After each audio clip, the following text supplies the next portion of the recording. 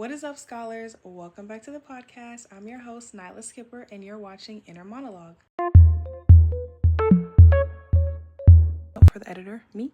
My phone actually broke. It was dropped in water, so just ignore the audio, guys. I'm really sorry about that. Usually I record on my iPad and use audio for my phone, but I don't have my phone anymore, so enjoy the video. Welcome back. If it's your first time here, hey, how are you? Okay, if it is your first time here, no, I usually don't film at night, but I thought I would change it up a bit. I think I'm getting the flow of this whole podcast thing.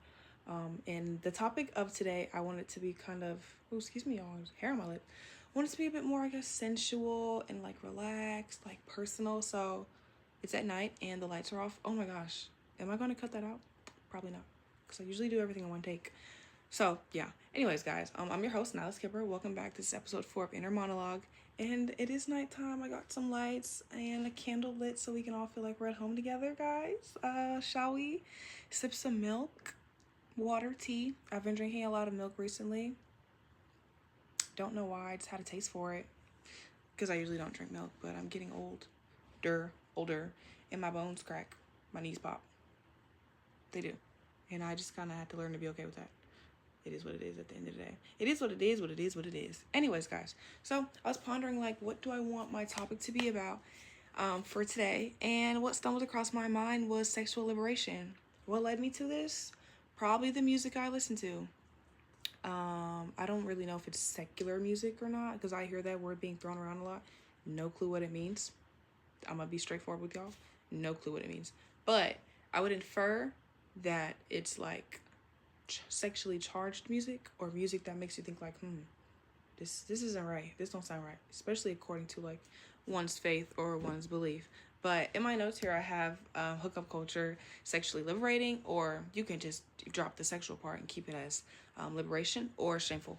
And I really do have quite a few thoughts when it comes to this topic, because I feel like hookup culture has plagued us all, especially on a college campus. I like to start all the episodes off by prefacing like I am in college, so I think a lot of the topics that I cover are relevant to me and my situation being an undergrad right now, living on campus in Savannah, because it's something I see. It's something I see, and I'm not gonna share if I partake in that. Of course not. No, you never know who's watching, but it's something that's really prevalent, And I feel like, okay, on one side, liberating, and I feel like that liberation, especially, it's two different things. For women, the liberation is seen and heard especially in music. We have artists like Megan Thee Stallion, Nicki Minaj, Doja Cat, other female artists that are like, oh, okay, yeah, like, go on, F that man, get it over with, like, go ahead, do what you do. It's liberating to live in your truth, and especially coming from a point where women were shamed about everything, and how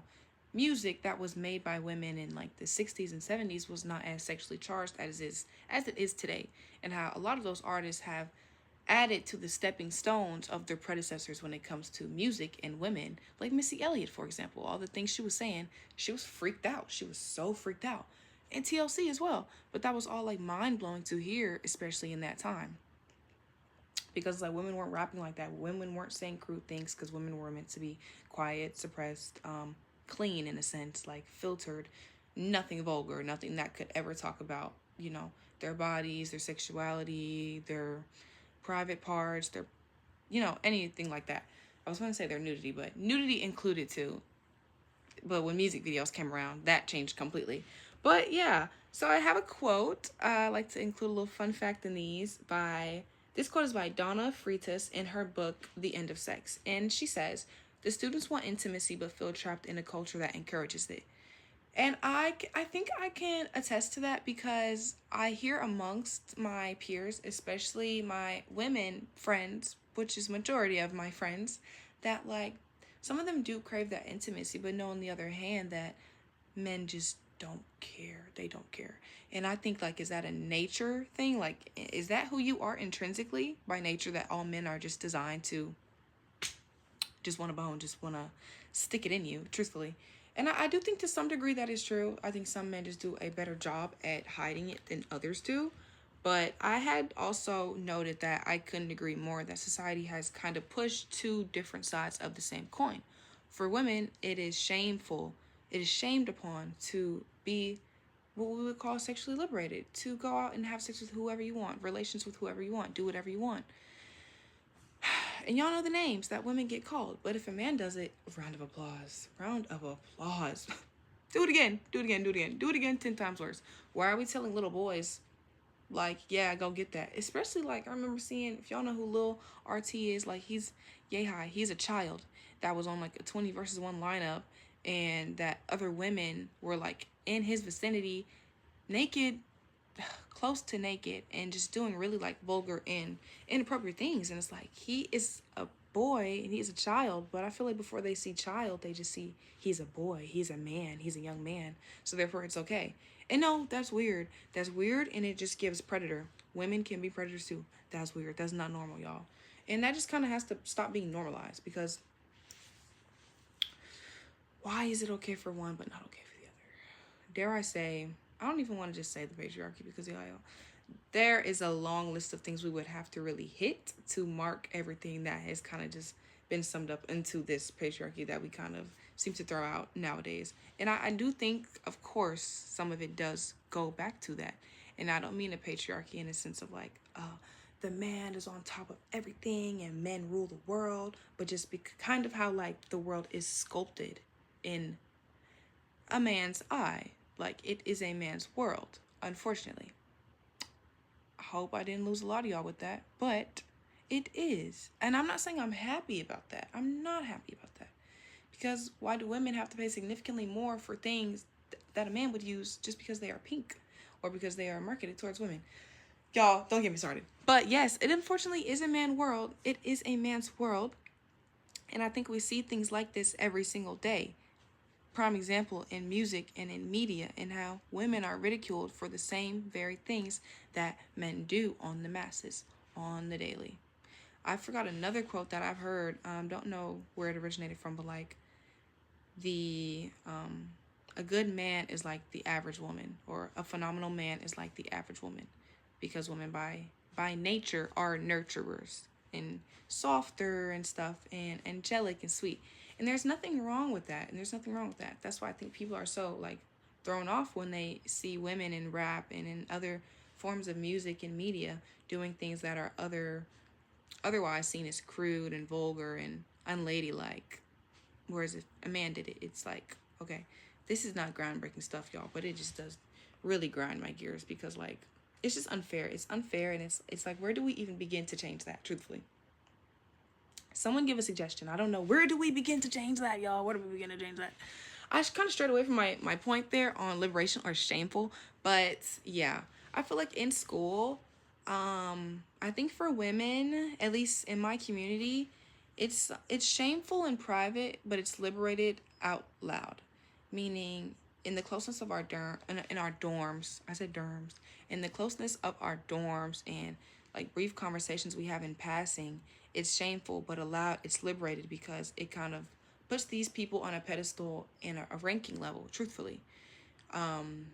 Especially on Fizz, we have a hierarchy, sort of, oh, this man is the best, this woman is really good at that, she's this, she's that. And it is kind of encouraged. It's encouraged because everybody wants to be a part of that, because everybody wants to be on their team, if y'all are catching my drift. Everybody wants that. Everybody needs that. Everybody wants a piece of that pie. Oh, no. Oh, we might have to actually cut that out. Everybody wants a piece of that pie. And that's why I say that there is a hierarchy when it comes to like liberation and shame on a college campus, because, well, for one, men get shamed in a completely different way. When it comes to like sex and whose man is that, the shame is more so like, oh girl, he cheated, he not this. It's never, oh, he is out here, he is out here, he's in their face, he's in their face. Never the same. But when it comes to women, the shame is like, oh, yeah, I heard she did that, she done hit everybody in the team. But that's in private. That is more like a community thing that you hear down the grapevine. Guys, as you can see, I'm just yapping about this because it is really just like, oh, I don't know. It disgusts me in a way, because like, this is my community, like, especially like, this is my community, and it does take a toll on you, you know? I think it kind of has forced women to be like super mindful of like even the smallest interactions of like, oh, what a guy may think, or now I'm going to be shamed for this, or No, I'm not. I shouldn't be shamed. I'm having fun. I'm dancing. I'm talking. I'm socializing. What I do behind my closed doors is my business. But the minute you step out and the minute you put someone else in your business by inviting them to your space or extending yourself, that business is going to spread like a wildfire, unfortunately. Don't let you be Greek either. Girl, girl boo. Your chance was over before it even started, really. Next thing on my list, y'all, similar to I guess patriarchal roles, but we're going to really, really minimize this, was chivalry. And I started thinking like, okay, is this chivalry or is it sexism? Am I sexist? Is this chivalrous? Is this chivalry? Because, you know, we all hear nowadays like chivalry is dead, chivalry is dead. Then on one hand, you have like, oh, he opened the door for me, he paid for dinner. Girl, that's the bare minimum. Girl, that's the bare minimum. Girl, that's the bare minimum. He should. Should he? Is that his role? I remember speaking to my mother. I think I was talking to her about like date culture.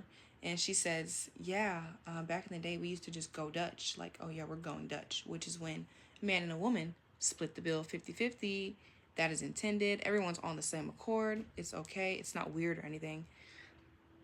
Excuse me, y'all. I think in today's nature, like, that's not gonna work. That's not gonna work. That's not gonna work. And then I think about myself, like, I will admit, some gender roles, like, I can't say I believe in them, but like, I think I partake in them.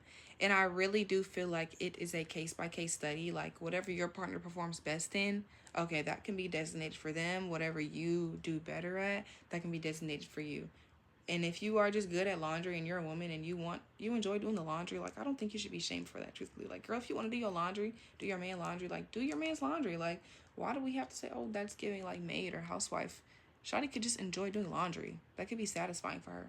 Like me, I love doing laundry. It's very satisfying and it's fun. It's fulfilling. It's fun to fold them and it smells really good and it's warm. And if a man wants to go out and work all day, me as someone that does not really enjoy working, I'm not going to argue with that. Like, baby, you got it. That I go to work. It's all cool. Trust me. I'll never argue with you on that. But it starts to become like, okay, chivalry or sexist. For example, a man opens a door for a woman. Okay, nice. Thank you. That's the kind thing to do. The angel says, oh, that's a really kind thing to do. Thank you. The devil says, is he saying I can't open my door on my own? Do it not look like I'm capable of opening my door? So I can see how sometimes it can be like patronizing to a woman in certain acts of like opening the door or paying for something. And I think that's when we get in our heads of the assumption like, oh, she couldn't pay for it. Or maybe that's the kind thing to do. But, you know, chivalry also comes back from medieval cultures when knights and stuff would honor princesses in the way that they were meant to be kept safe and honored, and they were timid, they were sacred, and that has kind of carried down into today. While it is definitely not the same, that's where the roots come from. So follow me, y'all. Follow me, because I have some other extra notes on here. Yes, it's less about kindness and more about power dynamics disguised as politeness. He opened the door for me. He took out my trash. But it's like, okay, can we, well, not everybody's taking your trash out, but like, should we not just hold the door for one another?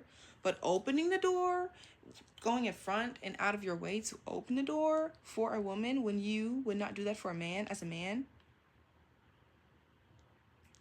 It's because I'm a woman. It's because I'm a woman. And am I a fan of that or not? And I think now people don't have intentions to ever make it seem like, oh, I am sexist or I'm doing this to patronize you or demean you, because they're not really thinking of it in the moment. They're doing that because they Southern mammy told them open the door for women.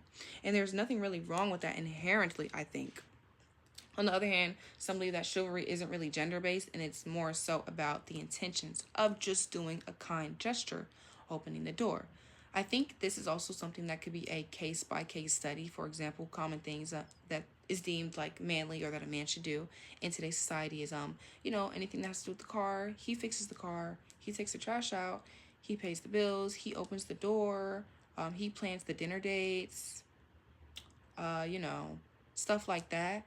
And I guess when it comes to things that are labor-induced that a man should do, like deemed in our society,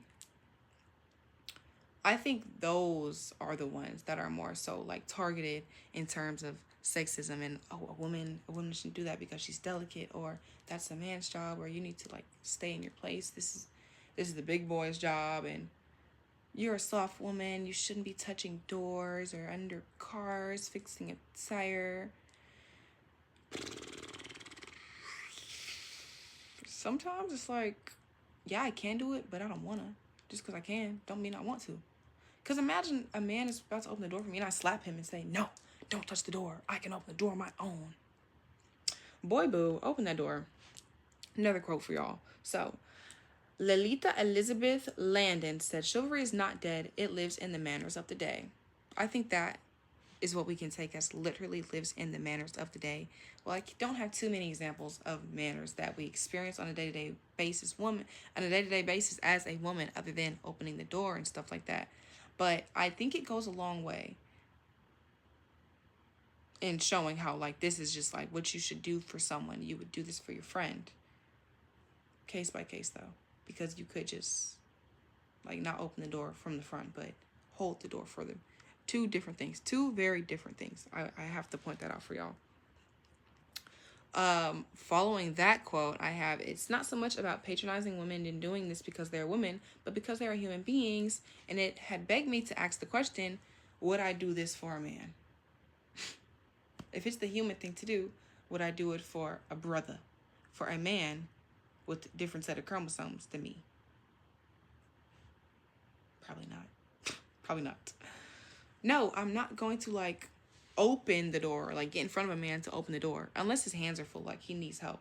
No, I'm not. I'm sorry, y'all. I'm not. Not this woman. Call me sexist, but not me. But from behind, like holding the door for you. Oh yeah, most certainly, because I think that is a nice thing to do. That is a nice thing to do. But like I said, y'all, there is levels to it. And if he expected me to do that, that would be a turnoff. Like, gender roles, guys, I could talk about them all day. I really could. Because it is that deep. It is that deep. Because is this sexist? Or is this the kind thing to do? Who says? Who is getting offended by a man paying for dinner? Because some women are headstrong on like, oh, I got my own. I don't accept no handouts. But I see, on the other hand, a man that's not even viewing it as that. His intentions are pure. He wants to pay for you because it's the nice thing to do, because he asked you out on a date and he's a man. Okay, this is going on for far too long, guys. Anywho, thank y'all for watching. I hope you enjoyed this episode. It was a bit of a ramble, I will say, but that's just because I have a lot to say about this topic and how it does plague me, because I constantly think about like the dynamics between men and women, if they can truly be friends. What is all the sexual attraction about, the sexual chemistry? Why are we such different creatures inherently? Nature versus nurture, all that jazz. But if y'all want to hear some more philanthropy. No, that's the wrong word. Philosophical. Sorry, guys. Philosophical takes, then y'all let me know. Okay. Bye. Thanks for watching. This has been Inner Monologue, episode 4, and I'm your host, Nyla Skipper, and I'll catch y'all in the next episode. Bye.